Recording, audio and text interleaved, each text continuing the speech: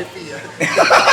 Tahun 2005. Tahun 2005, AV3 ya? Iya, berpuluh-puluh tahun yang lalu. Jadi zaman dekat ini ya. Jadi waktu itu sempat bingung dengan aku punya modal sekian, pengen bikin apa ya, usaha apa ya sih. Pada waktu itu kita bikin sushi, usaha sushi dari 2011 sampai 2004 tahun, berarti 2015. Makanya pada tahun 2013 sampai 2015 itu ya bisa dibilang drop. Terus Mas bisa emang gitu, iya nanti dibantu deh gini-gini, belajarlah.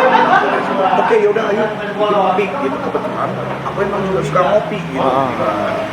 Akhirnya pas banget pandemi kita menyatukan kekuatan gitu. Menyatukan kekuatan.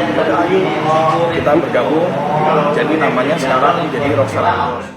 Halo Asku, apa kabar? Hari ini saya lagi ada di Rockstar Audos, punyanya dari Bojes Avi. Bojes Avi itu adalah alumnus dari Akademi Fantasi Indosiar yang ketiga. Nah, jadi ini adalah alumnus yang juara tiganya nih. Dia bikin coffee shop yang punya nuansa beda banget. Nuansanya rocker, man. Nah, kayak gimana sih konsep dari Bojes bikin coffee shop? Terus gimana dia bisa survive sampai dengan saat ini nih? Karena sudah melewati masa-masa kritis dari COVID-19. Nah, penasaran ya kayak gimana ya coffee shopnya dan gimana sih perjuangan dia membangun coffee shopnya. Nah, ini adalah ide bisnis dan ide usaha yang harus kamu pelajarin gimana caranya kita survive di masa pandemi seperti ini. So, penasaran kan? Let's check this out.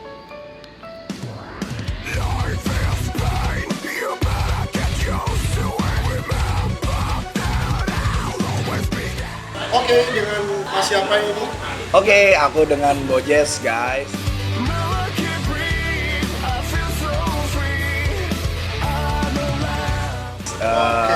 Mas Bojes. Yap. Semuanya di IP ya.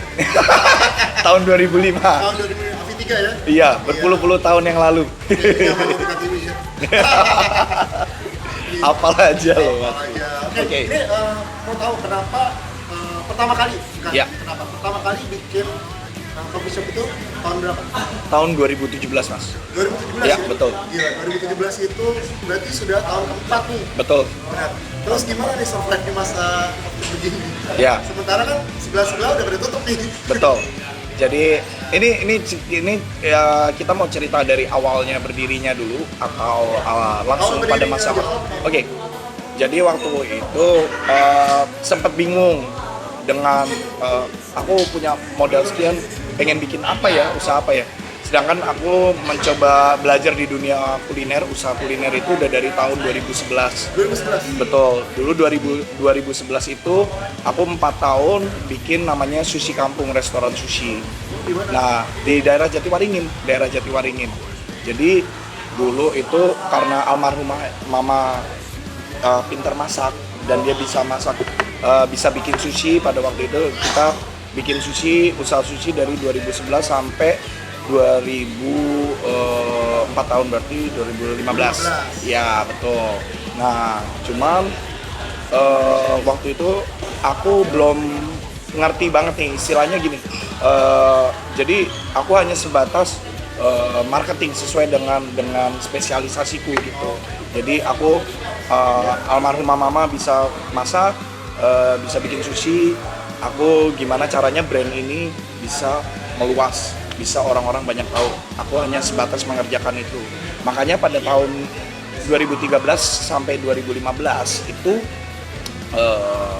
ya bisa dibilang drop karena aku tidak menguasai bagaimana sih sebetulnya kita bisa menentukan harga modalnya dan segala macam.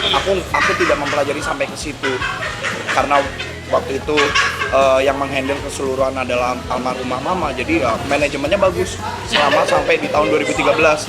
Tapi pas 2013 sampai 2015 pas mama nggak ada, pas mama meninggal di 2000, aku mencoba menghandle sendiri, ternyata tidak semudah itu. Berhenti di tahun 2015, terus selang berapa bulan aku bikin lagi usaha sendiri lagi, namanya adalah Roti Bojes. Itu aku bikin usaha roti bakar, cuman penempatannya tidak pas. Aku waktu itu dapat lokasinya itu adalah di dalam lokasi perhotelan, di dalam hotel aku buat. Kebetulan di situ aku mendapatkan slot, dapat ini, jadi aku cobalah, yaudah deh gue masuk, gue coba bikin usaha roti bakar gitu. Itu bertahan cuma setahun doang. Nah, setahun masih punya beberapa tabungan, sisa modal, bingung nih pengen bikin apa. Pada akhirnya di tahun 2017 dengan maksudnya dengan sisa modal yang ada, aku belum punya ide. Sebetulnya kan memang aku kepengennya usaha gitu ya, karena ini masih usaha juga, dunia usaha juga berkaitan dengan dunia seni juga kan gitu. Nah, terus temanku itu, kakakku senior itu, dia menyarankan juga bikin kopi aja, bikin kopi shop aja. Kira bikin itu ya Rockstar ya? Terus Mas bisa emang gitu, iya nanti dibantu deh gitu. Belajar lah dari situ. Oke yaudah ayo bikin kopi gitu. Kebetulan aku emang juga suka ngopi gitu. Kan biasa kan kalau kita main musik kan begadang begadang segala macam, nggak mungkin nggak kopi kan. Cuman sekarang kopinya beda. Jadi lebih deep lagi nih, lebih dalam lagi. Udah akhirnya di 2017 itu aku bikin usaha namanya Rockstar Coffee. Rockstar Coffee. Nah, ketemulah gitu yang tadi yang pas gimana nih pas survive gini pas Covid gitu ya. Jadi di tahun 2000 kemarin kita Covid itu 2020.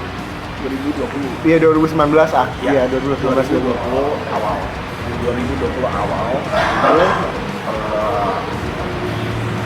aku memang semua usaha ya, kita semua usaha kan drop lagi banget ya gitu. Itu aku kayak mendapatkan kesempatan untuk masih bisa bertahan. Pada akhirnya aku bergabung dengan partnerku yang sekarang. Ini di sini tadinya namanya adalah Warung Audos, restoran Audos, warung resto Audos lah.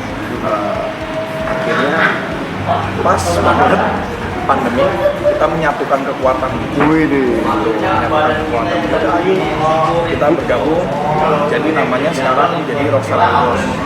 Ya bisa dianggap ya tetap aja Rockstar, berarti dari 2017 sampai sekarang kan aku menghalalkan segala cara lah istilahnya untuk survive ya. Betul, karena aku ingat omongan dulu almarhumah mama, kamu kalau usaha yang penting lakuin aja dulu, nggak usah terlalu banyak perhitungan, nggak usah banyak gimana, lakuin aja dulu. Masalah untung rugi, masalah belakangan, yang penting kamu berani untuk membuat satu usaha. Itu yang aku pegang terus-terusan sampai sekarang. Jadi